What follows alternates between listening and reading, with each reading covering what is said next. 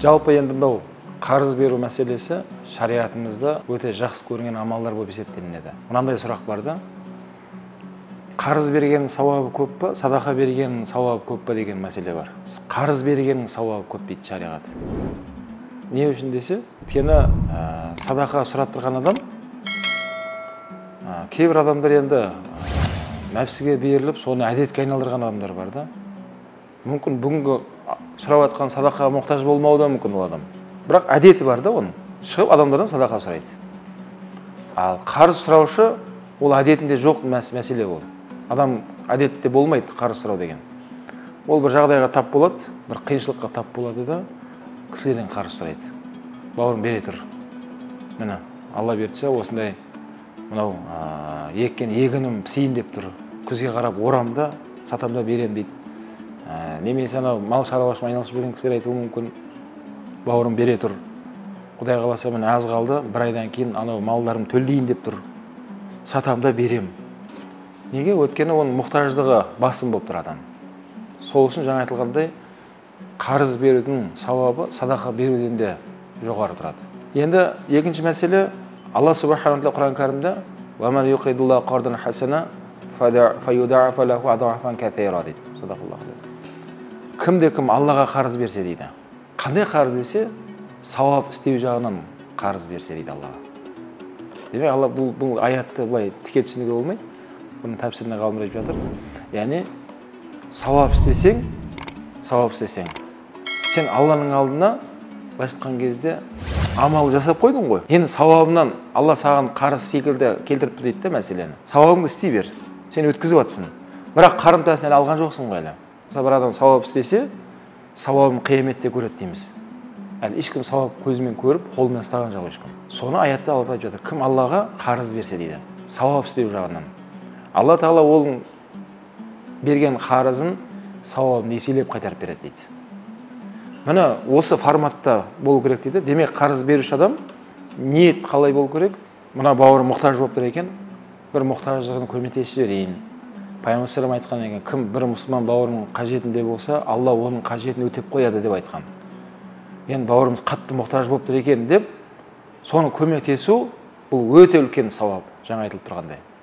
Өте үлкен сауап. Одан кейінгі мәселе, демек, бұл қарыз беру деген нәрсе, бұл былай айтқан кезде адамның өмірдегі біреуден істеген алған жақсылығын кейде үстіде қайтару қарымтасы болады. Өйткені бұл өмір болғаннан кейін адамдар бір-біріне мұқтаждық болған Алла Тағала. Ешкім аспаннан салбырап түскен жоқ. Ол адамда уақытысында бір қиналып тұрған кезде оған біреу қарыз береді. Кейін оны болашақта ол да біреуге қарыз беру арқылы да қайтарғысы келіп тұратын амалдарға жатады да бұл амал.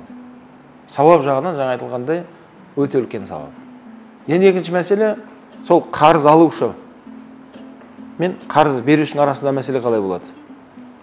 Жаңа сұрақ иесі де осыған мәселені көтерілуге себепкер болып жатыр. Қарыз берген қарызын қайта алмай жатырмын дейді. Неге? Жаңа айтылғандай Құран аяттарына үңілмейміз біздер. Кейде Құранды оқимыз, түсінеміз, білеміз, естіп жүреміз де, бірақ өмірде қолданбаймыз. Құранда ашық айтып қойған бұны. Қарыз берсеңдер, жандарында куәгерлер болсын, оны жазыңдар дейді. Оны жаңа айтқандай, ол міне нотариус сол қызметін атқарады. Енді қарыз беруші ешқашан алаңдамайды ол. Және қарыз қайтарушы адамды ол да біліп тұр. Беретін күні нақты заңмен бекітілді. Ол да егер қайтармайым десе, заң ортаға түсіп оны алып береді. Сол кезде беруші де ешқашан алаңдамайды. Мына ақшам точно қайтарамын, қайтармаймын мынау деген нәрсе болмайды. Екіншіде, ол беріп жатқан адамның ниеті жаңа айтылғандай, енді бауырыма кішкене бір қол үшін беріп жіберейін, енді сауап болады ғой дегенмен болу керек. Ал мынандай болса сауап болмайды. Мысалға, қарыз бере берейін, жақсы болашағын көріп тұрмын, ертең үлкен лауазымға барып қалса, бір пайда істеп жатыр деп, бір лауазымды, мансапты, бір басқа атақ құмарды көздеп берілсе, шариғаттағы қарыз сауабы болмайды ондай адамға. Бұл жерде айтқан біздің тақырыбымыздағы сауап болу үшін, ол мұқтаждығын өтейін, бауырмалдылық міндетімді атқарайын деген ниетпен болса болады да бұл жерде. Демек, қарызды берген сауап болады екен, берген кезде де жаңағыдай кішкене аңғалдықты қою керек. Сонда не болды? екеуінің арасында не қалмайды? Бір-біріне реніш лақтырып кетті. Мен оған сенген едім, телефон көтермей жатыр деген ондай болмайды. Өйткені жаңадай Құран аятымен кейде амал жасамағандықтан сөз барды, қолыңмен берген қарызды дейді, аяғыңмен барып алып келесің деген халық арасында осындай мақалдар пайда болды. Салпылдап аяғыңмен барып аласың соны дейді. Қолыңмен берген едің үйде отырып дейді да. Былай қарасаң, оны естіген адам сондай бір жеркенішті мәселеге айналып кетеді да, халықтың арасында қарыз бермеу керек екен ғой деген нәрсе шығады. Ана пәленшені көрген едім, қарыз беріп, аяғынан тозып жүріп, анан жарым әрең алды дейді. Әлі жарым берілген жоқ әлі дейді. Қой құрысын дейді. Бермеу керек дейді. Бұл жаңағыдай нәрсе бермеу керек, бір-біріне сенімсіздік туа берсе, қоғамда адамгершілік, яғни адамдық миссия башқан кезде оған кемшіліктер пайда болады. Өйткені өмірдегі адамдық миссияның бірі адам қоғаммен өмір сүру. Егер жаңағыдай қарыз бермей, қарыз алмай бір-біріне сенімсіздік болса, онда эгоизм пайда болады. Әркім қараған жеке бастың қамы, бөліп алда басқара бер, бөліспе, ешкімге берме, берсең айырылып қаласың. Бұл барып тұрған шайтанның насихаты, бұл барып тұрған адамгершіліктен адам жұрдай болады. Сол үшін жаңа айтылғандай шариғаттың шеңберінде беру керек, шариғаттың шеңберінде деңгейде қарыз алған адамда оны қайтаратын уақытты түсіну керек та. Демек, жаңағы қарыз беруші адам не істеу керек? Бірінші сауапты үміт ету керек, ниет солай болу керек. Одан кейін оны шариғатқа сай беру керек екен. Ол үшін жаңа айтылған нотариус арқылы. Енді қарыз алған адамда білсін, ол мойнында қарыз. Мысалға, намаз оқымайтын адамдар болса, Алла мен пенденің арасындағы мәселе бұл. Намаз, ораза, өмірде бір мәрте қажылық. Бұл Алла мен пенденің арасындағы ақысы да Алланың. Яғни адам намаз оқымаса, Аллаға қарыз болып отыр. Аллаға қарыз. Бірақ Алла жомарттығының шегі жоқ. Ол кешірімді. Қаласа Алла пендесін кешіре салады. Сол жағы намаз оқымаған үшін кешіре салады да, бүгін намазды бастаған үшін тәубасын қабыл етіп Алла бәрін реттеп береді. Өйткені Раббил Аламин ғой Алла. Ал жаңағыда берешек мәселесі, ақша мәселесі, бұл екі адамның арасындағы мәселе. Біреу берді, біреу алды. Бұлар бір-бірін разы қылмайынша Алла бұдан разы болмайды. Намаз, ораза бұл Алла мен пенденің арасындағы мәселе. Алла ешкімге мұқтаж емес, ешкім нәрсеге мұқтаж емес. Алла қаласа кешіре салады. Тәубасын қабыл етеді. Ал адамдар бір-біріне қарыз болған кезде, бұлар бір-бірін разы қылмайынша Алла бұлардан разы болмайды. Ғалымдар айтады, мынау қарызы бар адам берешегін бермей өмірден өтіп кетсе дейді, жан тапсырып, қарыз мойнында жазылып қалып кетті. Ондай адам қабір әлемінде, жаңағы барзақ әлемінде айтады, қабірде сондай бір шұңқырда аяқ қолын кісендеп, шұңқырдың үстінде жатқандай сезінеді дейді. Қашадан қарызын өтелмейінше ол шұңқырдан шалмайды ол адам. Сондай көріністе болады деген да ғалымдар. Жағдай өте қиын болады дейді. Кішкентай бір адам сенбейтін шұңқырға адамның аяқ қолын кісендеп тастаса да тесікке қимылдай алмайсың. Не қозғала алмайсың? Алла сақтасын. Сондай халде болады деген ғой. Қашан оның қарыз өтелмейінше мына жақта адамдардан. Сол үшін қарыз мәселесі өте қиын мәселе. Оны қарыз алған адамдар оны түсіну керек. Мұқтаждығын өтедің бе? Енді әрекет жасау керек.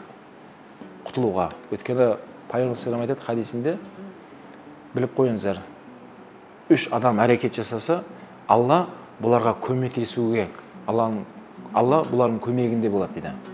3 адам, бірақ әрекет болу керек.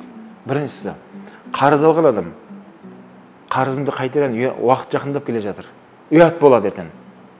Мен оған уәделесіп алдым ғой қарызды. Енді қайтарайын деп, уайым қайғымен сол қарызын ойлап жүрсе, Алла оған көмектеседі дейді Пайғамбар саллаллаху алейхи ва саллям. Екіншісі, бойдақ жүрген жігіт. Немесе бойдақ қаракөз қарындасымыз. Бой жетті, жігіт үйлену керек. Бірақ сол үйленбесе күнә деген зинаға барып қоятын қауіп төніп тұр жігітке. Сондай ықылас жолдан сақтанайын, не Алла маған көмектесші. Мен үйленейінші десе, Алла оған көмектеседі дейді. Күнәдан тыйылу ниет болғандықтан. Үшіншісі, Алла жолында күресуші, мужахид деп айтылады. Ақиқатпен Мысалы соғыс баяғыда замандарда мысалға да, енді қазір тыныш заман, Аллаға шүкір, сол отан қорғау соғыстар болды, ол отан соғысы болды мысалға. Соның бәрі жихад еді. Сол жихадты Алла үшін болған кезде Алла оған көмектеседі дейді, жаңағы жүрген әскерге. Бұдан түсінгеніміз, демек мынау қарыз алған адам қажеттігіңді өтедің ба, енді бірден не істеу керек? Құтылуға кірісу керек. Қайтсам, қарызымды құтыламын. Жаңағыдай бір жүруге болмайды, шаруаң бітті, енді ана адамды мүмкін бала шағасын ауыздан жырып, өзі не керек болып тұрса да, мына бауырыма маған қарағанда көбірек мұқтаж ғой. Береді ғой, енді берді да саған. Ал оны түсіну керек. Егер оны жаңағыдай телефон көтермей, жаңағыдай лақтырып кетсе, онда ол адамның жағдайы қиын болады. Жарайды, ол жаңағы қарыз берген адам, мүмкін біздің көз қарасымызда лақтырылды ол. Пәленше, түленше лақтырып кетті деп айтады ғой. Бірақ Алла Тағала оған, басқа жағынан оған көмектеседі. Бірақ мынау қарыз алған адам білсін, өзген емес, ол өз-өзін лақтырғанын білсін дейді шариғат. Мысалы, адам ешкімге қиянат қыла алмайды. Кім біреуге қиянат қылса, білсін, ол өзіне қиянат қылып жатқан адамдар дейді. Біреуге зұлымдық қылып жатыр ма, өзіне зұлымдық қылып жатыр. Біреуді лақтырды ма, білсін, өзін лақтырған адам дейді. Сосын адам тәубе ету керек. Тәубе ету деген сөз, мешітке барып алып, Құдайдан кешірім сұрап, Алла мені кешір, ана пәленше лақтырып кеткен едім деген өтпейді. Оның тәубасы барып апарып тиын-тиындасын санап құтылу керек ақшаны. Сол кезде тәубе қабыл болады. Мысалы, ондай болмайды, мен жымғырып, елдің бәрін алдап ақшаны жинап алып, қашып кетіп, Меккеге қажылыққа барып, Кағбаны алдап отырып дұға отырса да, Алла мені кешір, мен осындай қылып қойдым, мені кешір. Кешірім болмайды ондай адамға деген. Кешірім қашан болады дейді? Ол ақысын апарып берсе, иелеріне. Одан кейін кешірім сұрасын, кешірім қабыл болады дейді. Сол үшін Расул саллаллаху айтқан хадис бар. Мынау хасара деп біледі. Хасара деген дағдарыс. Сахабалардан сұрағанда, дағдарыс не екенін білесіздер ме деп сұрақ қойғанда, сахабалар, я Расулалла, дағдарыс деген сол саудаға қатысты сөздер айтады, дағдарыс, банкротты. Расул саллаллаху айтады, жоқ, мен сендерге бұл өмірдің банкротын емес, қияметтің банкротын сұрап жатырмын деді. Кейін сахаба, я Расулалла, қияметте дағдарыс бола ма деді. Дағдарыстың көкесі сияқты болады деді. Бір адам екінші адамға берешегі бар, берешегін бермей қояды деді. Жаңағыдай қарызы бар, бермеген да. Өмірден өтіп кетті. Кейін ана адам да өмірден өтеді. Кейін екеуі Құдайдың алдына барғанда жолығады. Қарызын өндіре алмаған, жапа шеккен адам, анау зұлымдық қылған адамға шағымданады екен, Алланың алдында. Сол кезде ол ана өмірде беретін ол жақта ақша жоқ. Сөйтеді екен да, оның істеген сауаптарын алып, мына адамға беріледі екен. Мына өмірде жапа шеккен адам бар еді, ол лақтырылған адам. Лақтырғанның сауабын алып, лақтырылғанға береді екен. Мынау адам әлі онымен разы болған жоқ дейді. Сондай деңгейде көңілін қалдырып лақтырғанда бұл. Сауабын алып қойды. Әлі разы емес дейді. Сөйтеді екен да, бұның істеген қате күнәларын алып, анау лақтырғанның мойнына іліп береді дейді. Сөйтеді де, ол таразыға барған кезде сауабы жоқ болып, күнәсі көйіп кетеді де, ол тозаққа лақтырады деді. Расул дағдарыс деп осыны біліңдер деген да. Бұл хадис.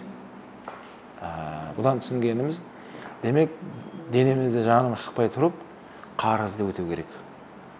Адамдар шынымен қарыз алады, уақытын өте алмай жатқан болуы мүмкін. Оның түрлі жағдайлар болуы мүмкін да. Әрекет қылып жатыр. Жиналып жатыр, бірақ әлі толық жиналған жоқ. Сол кезде анау қарыз берген адамда кішкене сәл жұмсақтық қылу керек. Расул айтады, Алла рахметіне алсын дейді. Алла мейіріміне алсын. Жаңағы қарызын сұраған адамдар кішкене қарыз берешегі бар адамға сәл ығына, кішкене ыңғайына қараса дейді. Бұл хадис.